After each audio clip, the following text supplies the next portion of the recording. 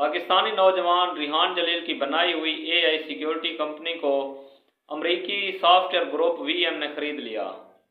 امریکی software group V M کو اس نوجوان سے یہ اے آئی سیکیورٹی کمپنی خریدنے کے لیے $1.70 ارب ادا کرنے پڑے۔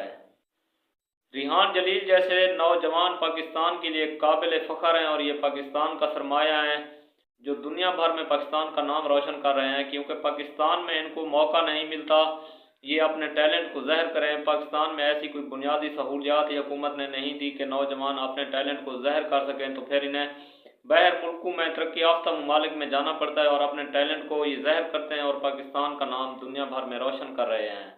ہم دعا گو ہیں کہ اللہ تعالیٰ اس نوجوان کو مزید ترقیاں دے اور کامیابیاں دے، اور حکومت پاکستان سے یہ بھی درخواست کرتے ہیں کہ ایسے موقع آپ اپنے نوجوانوں کو ایسے مواقع دیں کہ یہ اپنا ٹیلنٹ اپنے پاکستان میں ہی ظاہر کریں اور پاکستان کو ترقی کی راہ پر گامزن کریں۔